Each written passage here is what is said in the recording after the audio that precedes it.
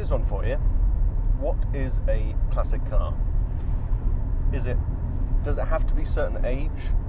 Does it have to be a certain model, or what? What is it that actually makes a classic car? Because this is something that comes up too often, and you never seem to get a proper answer. It's an interesting one because it rather depends on your perspective. 20 years ago, for instance, you would have seen people ardent in their refusal to accept Morris Marina, for instance, as a classic, and yet these days nobody would bat an eyelid at seeing one at a show. Car carrying, one of the quintessential classics now, isn't it? Really? Certainly of its era. Yeah. And there is a car 20 years further down the line that I think, and I've been arguing for several years, we should begin to accept as a classic. And it's what we're in now. It's the first generation for the UK of the Vauxhall Vectra. So what you're saying is that I'm driving a V6 Morris Minor of the future. I've never heard a Vauxhall Vectra 2.5 Sport described as a V6 Morris Minor before. It's the kind of Morris Minor I could get behind, but it's going to be an interesting one justifying that to the classics crowd, isn't it? Because the Vectra was just a repmobile. It's like a tool that wasn't really. A lot of people would say it's very boring. So. But then again, there's a lot of classics, like a Morris Minor or a Ford Anglia wasn't designed to be anything special. It was daily transport for the family, and look what they are like now. Even the Mini, that was designed as transport, and look at the that. Escorts. And that's what this was. I mean, you were saying just a moment ago, Joe, that your mum drove a Vauxhall Vectra, not too different to this one. Yeah, my mum used to have one of these, and it is part of the street litter. And that doesn't mean that I like them, because I personally don't like the Vectra, but that doesn't distract from the fact that they are a tool. It was once part of the street litter. Yeah. And I guess it's the nostalgia that possibly makes it a classic at a certain point. Exactly. That's how I see classic cars. I mean, for people of a certain age, growing up wouldn't have been complete without an Austin Cambridge at the end of the road, and so they look back at these cars because they evoke a period of time that was when they were growing up, when they felt free and they felt young and they felt that the world was theirs to do with as they like.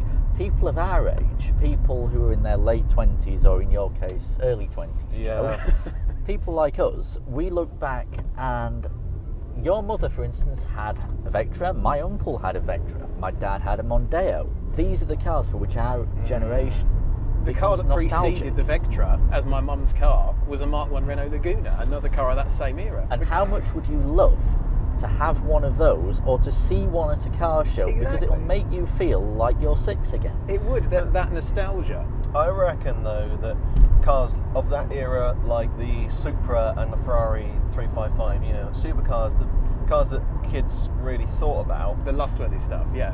Those classic first, and then it's the everyday stuff.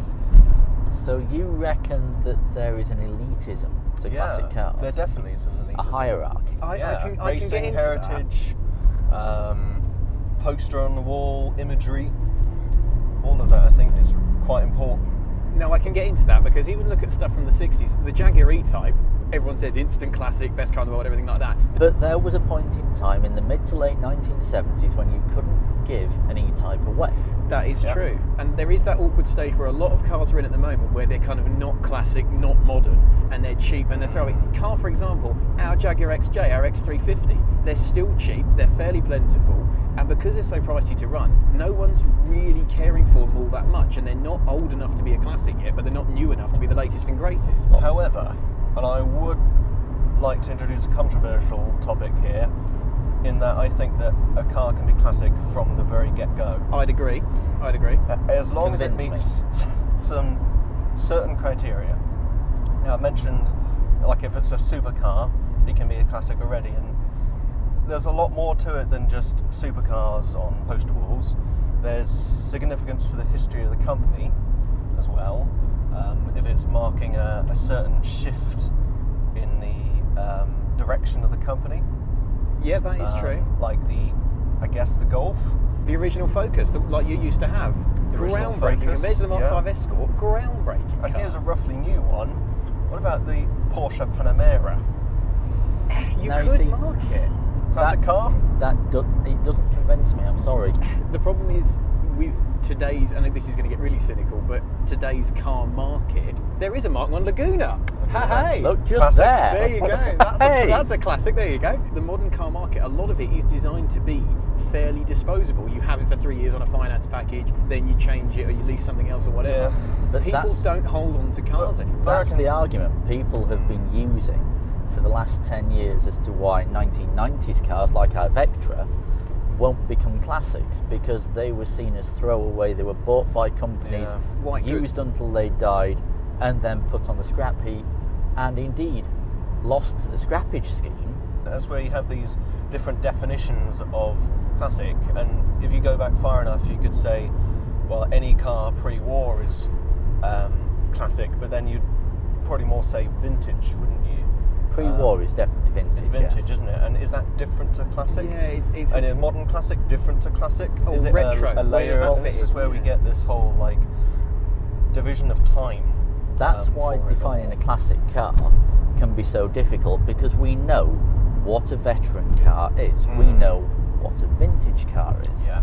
But just about anything post-war with no set definition No. can be a classic. We don't know what it is. 'Cause- Is a car that we now think of as a modern classic going to still be called a modern classic in 2037? Yeah, that's true. I definitely take offence with this whole like pre-90X whatever, normally 95, 96 definition of, oh well, it's a classic then. Oh, so the 97 is not a classic. Yeah. Is it that black and white?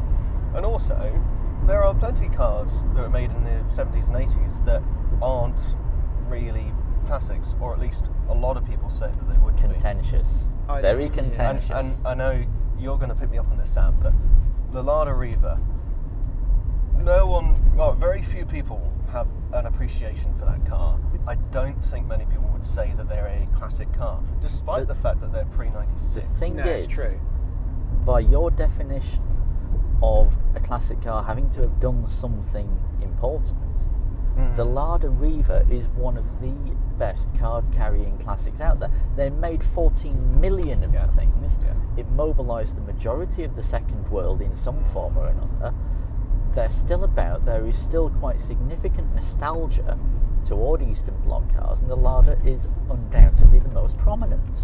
Yeah, and How can you, of all people, with the argument that you've made, argue that a Lada Riva isn't a classic car? See, you could go with the whole black and white argument. You could just take it in the most blanket term, which is look at the insurance company point of view. Once it reaches 25 years old, it's a classic. Yes, but when you look but- at some of the stuff from the 90s, like, for example, the first generation CLK, I would look at that and say that's a classic car. I'm going to use this excuse to make a point. This car has one feature, which is a glorious engine, as we overtake this lovely Passat, which is also a classic. Maybe a future classic. I don't think that's quite there yet.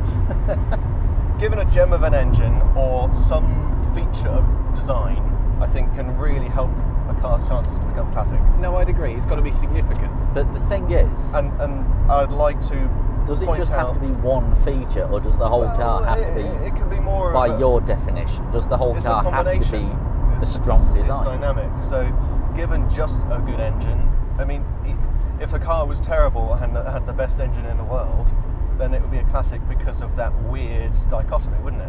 All right, But then. Fiat there's a Multipla. whole, Fiat Multipla. Where do you stand Undoubtedly on a Oh. classic. yeah. Fiat Multipla was 'Cause a it's design original. classic from the Yeah. day it was Yeah. born, and Yeah. I think it's more than fair for people here and now to start collecting those things and I'd keeping them agree. nice for the future. But here's the thing, can it just be described as, we talk about, oh, it's the classic sports car experience, the classic experience, whatever. A lot of people just associate classic experience with something you don't get from modern stuff. So someone who's used to 60s cars like Morris Minors, MGBs, will get in this Vectra and think this is a modern car, because compared to something like a Morris Minor, this is worlds better. And I've spoken to various people at classic meets and things like that, and they genuinely believe that if it's not carburetted, it's not a classic. Yeah, you don't have to warm it up, do you? It's all computer controlled. Once you get that fancy computer-controlled injection, do you lose the classic spirit? Or if it Yeah. hasn't got chrome bumpers, is it But still then a again, classic? So do you think that's part of the charm, like having to do more Here's my to, thing. to drive it? You need to know when to barrier it in, but the thing is, and I think you can both agree with this, we like classic cars because they offer an experience that a modern car doesn't, and they're not the same as the standard street litter of SUVs and hybrids and everything else like that. And I think for something to be a true classic, it should be offering a truly different experience that you don't get from anything else. But the thing is, I'm not entirely comfortable with that for one simple reason. And that reason is the Mercedes S-Class. Because the S-Class has innovated throughout its life in so many different ways.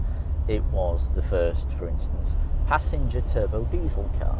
Yep. It was the first with several kinds of technology, including, I think, although I could be wrong, keyless start. Yeah, it was making motoring easy. It made motoring easy. It needs easy. to be difficult to be a classic. Then how is it It's disqualifying one of the greatest cars ever made? It's not only that. By your definition of something that was special and made a mark on history, Aaron, do we therefore accept or discount the S-Class because its mark on history was to be so far ahead of itself and so far ahead of time that it still holds up even today, or it holds up relative to cars 2 or 3 generations newer at any given point in time? Should we deny that, or should we accept it? No, we should accept it, but I think maybe, so we've all come at this from different angles. You're just talking about nostalgia mostly, Sam. I like to think about the features, I guess, or the significance of cars. And Joe, you make a very good point about it. There is something that makes it classic if it has a charm of use. You have to get your gloves on and do the choke and start it with a winding handle. These things aren't mutually exclusive. No, and you can have a mixture and a combination of all these different factors that make it a classic. Ultimately, I think there is one definition we can all agree on. Go on. And that is that a classic car is whatever you want it to be.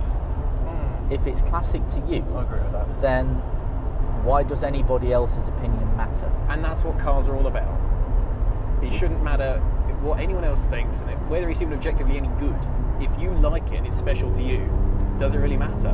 We drive what we drive because we like it. If we make a choice to drive it, if we make a choice to maintain and preserve it for history, then I don't see why we can't call it a classic. I'd agree. I would also agree. Well, I wasn't expecting that. Total agreement. Although I'm still sketchy on the Vectra Classic. Yeah, I'm sorry. I can't agree with the whole it's going to be a classic thing. I think It has to be. It, though.